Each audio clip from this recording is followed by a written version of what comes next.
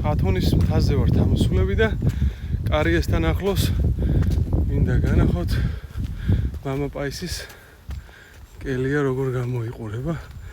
ეხლა ამოვედით მამა პაისის კელიასთან. ესე არის და წინა მხრიდანაც განახებთ ეხლა. ესეთი ჩასასვლელები არის, მაგრამ ყველგან არის აბსოლუტურად ნიშანი, რომელიც მიგასწავლით სად არის კელია.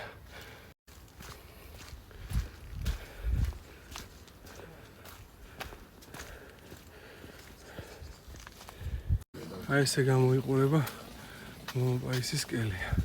ვეცდებით ეხლა რომ შევიდეთ შიგნითაც. კი.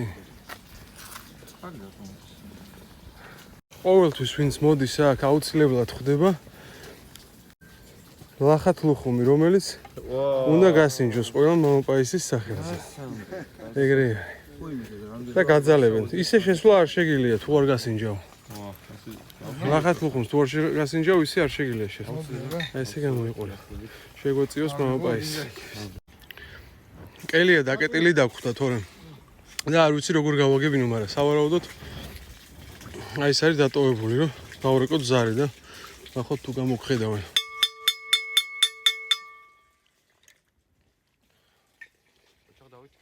წყალიც მოდის. ხო, არა, მოდის.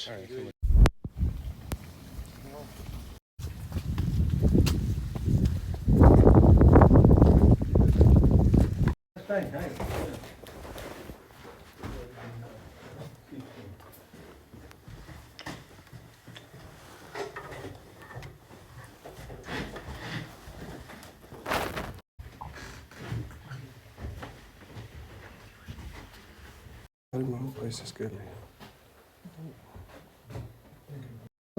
აი ესეთი ხატები გვაჩუქეს ყველას წმინდა პაისის.